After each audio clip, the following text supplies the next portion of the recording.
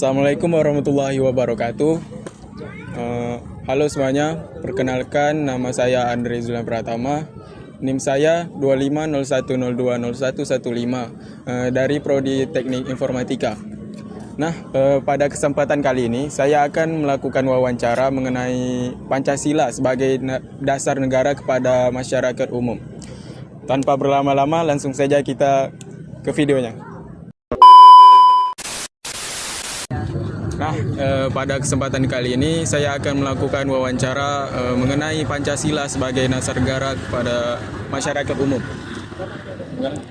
Perkenalkan, nama saya Asril, berasal dari masyarakat umum. Saya mahasiswa juga, mahasiswa hukum keluarga Islam dari Sains Sultan Abdul Rahman, Kepulauan Riau. Pertanyaan pertama, Bang. Menurut Abang, apakah nilai Pancasila masih diterapkan di masyarakat sekitar Abang? Jadi kalau kita bicara masalah Pancasila itu kan lima dasar negara kita kan. Pasti kalau bicara masalah diterapkan, pasti diterapkan. Tapi efektif atau tidaknya itu tergantung kembali lagi pada individu masing-masing. Contoh salah satu yang paling diterapkan itu tentang dari segi administrasi lah. Dari segi administrasi kan kita kan ketuhanan yang Maha Esa kan. Nah, di KTP aja itu sudah jelas tentang keagamaan, tentang kewarganegaraan, tentang agama kita apa, status agama kita apakah Islam, Buddha, Kristen. Nah, itu salah satu contoh penerapan di masyarakat umum. Tanya kedua, Bang, bagaimana cara Abang menjaga semangat persatuan di lingkungan Abang? Nah, jadi kalau kita bicara masalah semangat persatuan, pasti caranya kita yang pertama kita itu harus mensosialisasikan bahwa 5 dasar ini menjadi 5 dasar pegangan kita sebagai masyarakat umum untuk supaya bisa itu tadi terwujudnya yang 5. Pertama itu ketuhanan Maha Esa, lepas itu kerakyatan, yang ketiga itu ada namanya persatuan, yang keempat itu kan tentang bagaimana, lepas itu yang kelima yang paling penting itu keadilan sosial. Nah, itu kita harus sosialisasikan, salah satu caranya itu biar masyarakat itu paham dulu apa itu Pancasila. Karena sampai saat ini memang Pancasila itu selalu digaungkan, tapi ada juga beberapa masyarakat itu tidak paham apa sih itu Pancasila. Jadi salah satu caranya yang paling simpel adalah kita mensosialisasikan dan kita memberitahu. Apa yang terjadi jika masyarakat tidak memegang nilai-nilai Pancasila? Nah, kalau masyarakat tidak memegang nilai Pancasila, pasti ada yang namanya terjadinya kekacauan, tidak terjadinya persatuan. Salah satu kan Pancasila yang ketiga itu persatuan seluruh rakyat Indonesia. Nah, kalau masyarakat itu tidak paham, berarti otomatis masyarakat kita itu tidak bersatu, tidak bisa saling bersatu padu, apalagi dalam kondisi-kondisi tertentu. Nah, menurut Abang, sila mana yang paling sulit diterapkan dan kenapa tuh? Kalau bicara sila yang paling sulit, nah contoh di masyarakat bisa lah, sila yang paling sulit diterapkan itu adalah yang namanya keadilan sosial. Karena sampai saat ini selalu ada, meskipun di Pancasila itu ada namanya keadilan sosial, tetapi keadilan sosial sampai saat ini tidak bisa diterapkan sama sekali. Contoh, antara pejabat dan masyarakat biasa itu terlalu jauh yang namanya keadilan. Apalagi kita sebagai masyarakat biasa ini kan kita ada masyarakat yang selalu tertindas. Pertanyaan terakhir, Bang. Apa contoh penerapan Pancasila di lingkungan sekolah? Nah, jadi kalau penerapan Pancasila di kehidupan sekolah itu pertama tentang keagamaan ya. Mana keagamaan kan tentu kita kan ada namanya mata pelajaran pendidikan agama Islam. Nah, itu adalah salah satu contoh penerapan Pancasila. Selain itu juga ada mata pelajaran yang namanya PPKN, pendidikan kewarganegaraan. Nah, itu adalah salah satu contoh penerapan Pancasila di lingkungan sekolah. Kata-kata untuk anak muda sekarang nih, Bang. Kata-kata untuk anak muda pada saat ini, jangan pernah takut untuk bersuara, jangan pernah takut untuk dibungkam, karena kalau bukan kita sebagai mahasiswa, siapa lagi?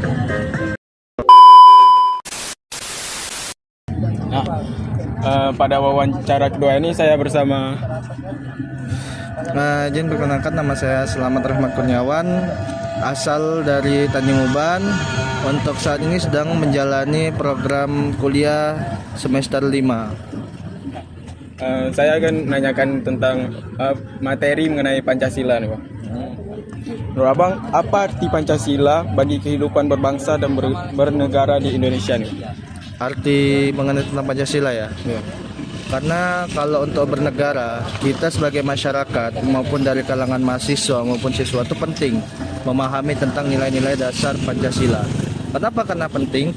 karena situ menanamkan ada namanya tuh nilai-nilai moral, yang mana moral itu perlu diberikan kepada generasi-generasi sekarang atau yang akan berlanjut, karena itu juga menjadi salah satu sebagai bagaimana etika kita dalam hal ruang lingkup sosial maupun dalam menghormati orang yang lebih tua ataupun yang lebih muda. Di situ ada ya mengenai tentang terkait mengingat sejarahnya juga. Di situ banyak, bukan hanya sekedar kita memahami Pancasila, tapi kita harus juga memperdalam terkait tentang awal mulanya Pancasila itu.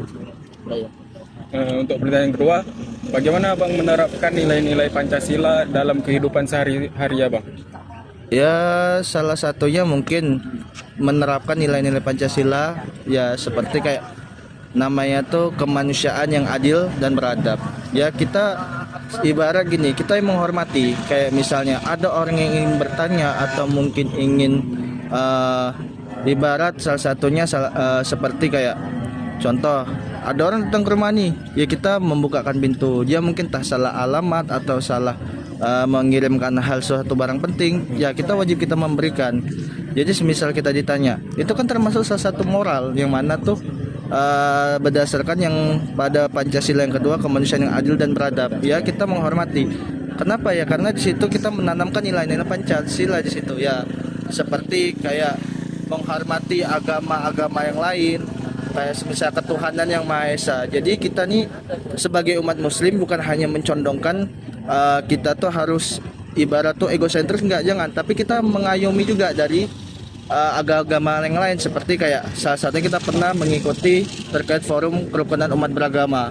Nah, di sini juga sudah menanamkan nilai-nilai Pancasila yang mana pada saat mungkin orang Kristen mengadakan Natal. Nah, ini kita juga ketika mendapatkan undangan ya kita menghormati datang. Begitu juga sebaliknya. Jika orang Islam merayakan Hari Raya Idul Fitri, kita undang ke mereka. Ya, jadi tidak hanya sekedar orang muslim aja. Nah, itu juga termasuk salah satu ideologi yang bukan ideologi lah, maksudnya terdapat nilai Pancasila yang pertama, yaitu ketuhanan yang Maha Esa. Walaupun berbeda-beda keyakinan, tapi juga kita harus wajib menghormati sesama umat-umat yang lain. Seperti itu. Untuk pertanyaan terakhir nih Bang, menurut Abang apa tantangan terbesar mengamalkan nilai Pancasila di zaman sekarang nih Bang? Kalau yang kita lihat yang paling sulit ya untuk dipahami itu mengenai tentang sila yang kelima. Sila kelima. Ya, kenapa? Karena kita bilang sila kelima, karena kita lihat di situ kan tertulis keadilan yang disebut keadilan sosial bagi seluruh rakyat Indonesia. Nah, di situ juga untuk saat ini itu masih banyak yang belum rata.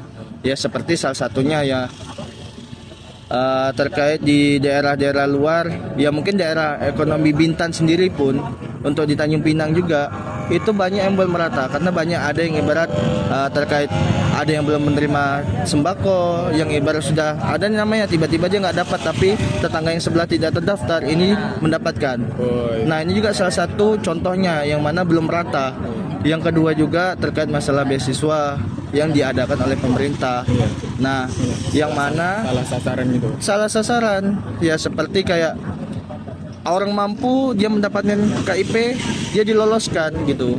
Nah, ini kan termasuk salah satu yang tidak relevan atau tidak tidak pas lah dengan keadaannya sekarang. Yang kelima itu, sila yang kelima. Ya, diharapkan juga kalau bisa kedepannya ya masyarakat maupun pemerintah saling mempererat lah dalam untuk memahami terus juga mengamalkan juga arti dari namanya itu Pancasila, karena bukan hanya kita saja tapi juga pemerintah sendiri pun yang di atas wajib harus mengetahui, melihat keadaan rakyat yang di bawah seperti itu.